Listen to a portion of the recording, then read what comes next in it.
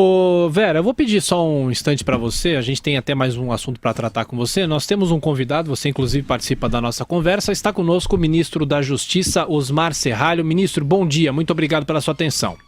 Bom dia, é um prazer falar com vocês.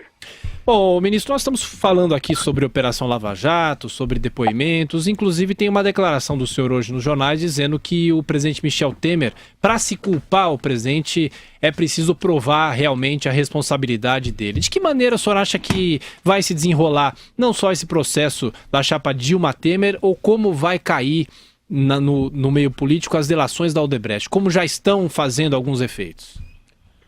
Bom, os efeitos são muitos, embora todo mundo esteja com a expectativa de quem são e qual é o nível de comprometimento dos que constam da lista do Janot.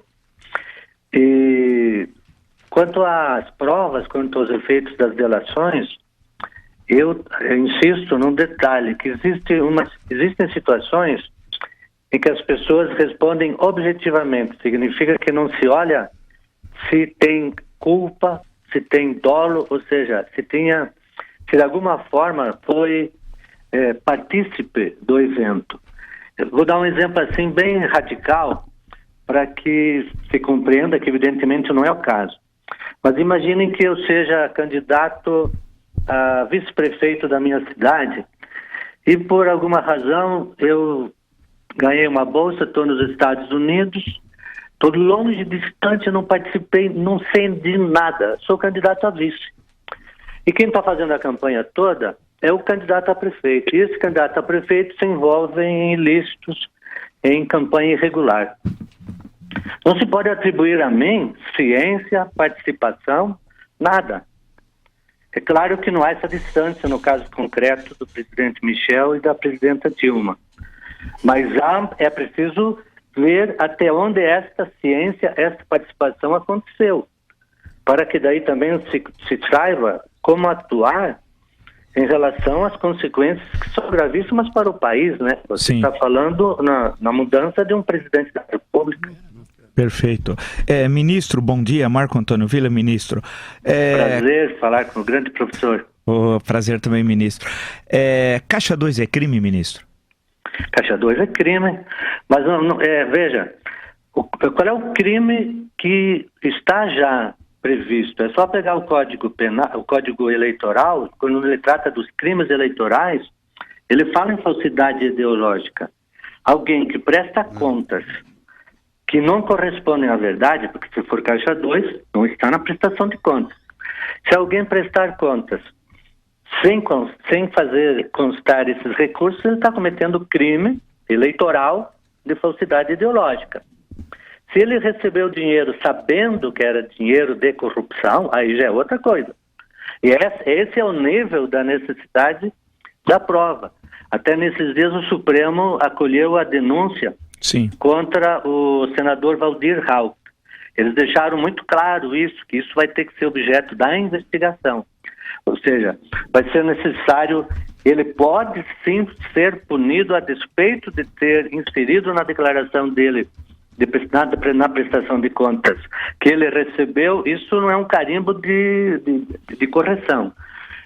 Agora, se ficar provado que ele está vinculado a uma situação de corrupção, aí sim ele vai se comprometer. Ministro, a nossa companheira Vera Magalhães também participa da conversa. Vera. Ministro, bom dia. O senhor falou sobre essa questão aí da separação entre as responsabilidades do candidato e do vice numa chapa. Mas a jurisprudência toda da Justiça Eleitoral tem sido no sentido de que eles são corresponsáveis e que o vice também responde pelos atos praticados pela chapa. O senhor acha que no caso do presidente Michel Temer, ele tendo solicitado, não se sabe se diretamente ou por interposta pessoa, recursos para doações para a chapa e para o PMDB, e esses recursos tendo sido doados de maneira por Caixa 2, como estão dizendo os delatores da Odebrecht, isso não complica a situação do presidente? Não é um caminho para essa prova que o senhor está pedindo? Mas é prova, então vai precisar fazer prova de que ele não prestou declaração, e que se ele prestou, aí no raciocínio do Supremo em relação ao Valdir Hall, que ele sabia que aquele dinheiro que ele estava recebendo era dinheiro de corrupção. Porque pedir recursos para empresas, isso era do sistema, é da lei. A lei permite, agora que se está trabalhando para que não mais haja financiamento de empresas. Mas eu próprio tenho dinheiro que eu recebi de empresas. Isso não significa que seja dinheiro de corrupção.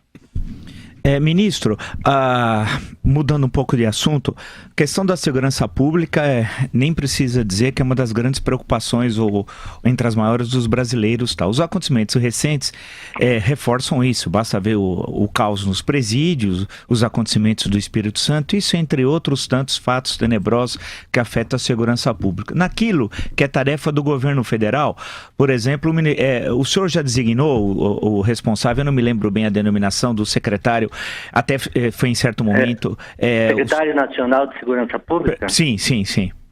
O senhor já tem um nome, é o mesmo, permanece o anterior? Não, na verdade, essa preocupação que você exterioriza, Vila, que o Brasil tem, ela é tão forte que nós estamos afunilando para que a gente tenha alguém que, quando escolhido... Sim. Transmita para a população uma expectativa de que realmente estamos imbuídos das melhores intenções, porque é uma área tenebrosa, nós sabemos disso, são 650 mil presos, a atividade primacialmente é dos estados, mas agora o governo federal, o governo Temer está investindo, mandou R$1 bilhão no fim do ano passado, nós temos mais R$1 bilhão neste ano, que é para reforçar os recursos dos estados. Mas nós vamos fazer agora, ainda no mandato Temer, que é muito curto, vamos construir mais 5 penitenciários federais, mais 20 já foram liberados para fazer e estamos já programando mais 20 penitenciários, seriam 40 penitenciários estaduais. Então, nós estamos fortalecendo nesse aspecto. E assim, a intenção nossa, o que a gente tem percebido?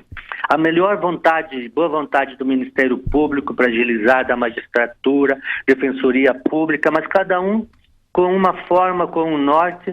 A ideia, eu vou trocar isso com o Procurador-Geral Janot, com a Presidenta Ministra Carmen Lúcia, como é que nós poderemos fazer para que o Executivo, de alguma maneira, auxiliasse o juiz para que quando ele vá decidir, por exemplo, nós temos estados que têm 80% dos presos são provisórios, 80%.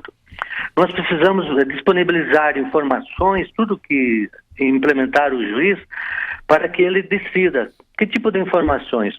Eu acho que nós vamos ter que individualizar, porque ele vai ter que examinar individualmente, mas nós individualizarmos as informações para que quando ele receba, ele tenha todas as circunstâncias, local, as circunstâncias pessoais, sociais, enfim, para nós percebermos se, sim, essa pessoa é perniciosa, tem que ficar presa e tomar as atitudes. Agora, 80%, a tradução é 40% desses serão liberados, é histórico, estatístico, e está superlotando as nossas cadeias.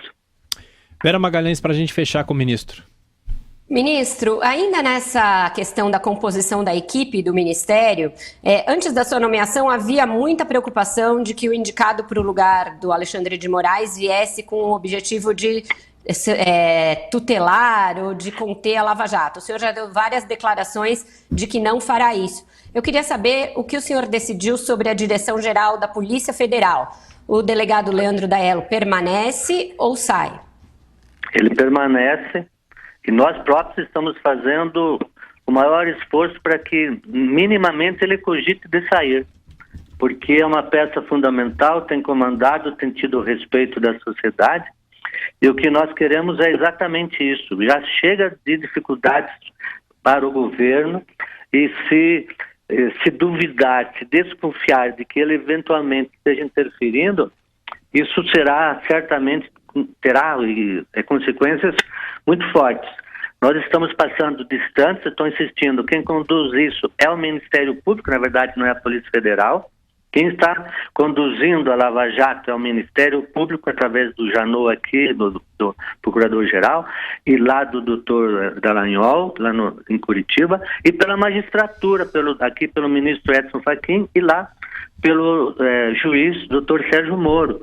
A polícia entra como instrumento de complementação àquilo que eles solicitam. Não é algo espontâneo e autônomo da Polícia Federal. Ministro da Justiça, Osmar Serralho. Ministro, muito obrigado, como sempre, pela sua gentileza, pela sua atenção. Aliás, mesmo no Ministério, o senhor continua sempre muito atento à Jovem Pan e sempre nos ouvindo e assistindo em Brasília, hoje né? De manhã também. Ah, tá certo. É o meu jornal diário, tá bom? Obrigado, ministro. Um abraço para vocês aí. Eu queria só dar um detalhe a mais nessa entrevista, eu fiquei em silêncio ouvindo aqui. O nosso ministro Serralho, evidente, está forçando um pouquinho, e com razão, até a manchete do Estadão, que sem prova não se pode caçar Temer. Ele quer que Temer só pode ser caçado se ele tivesse a plena consciência de que houve propina na sua campanha.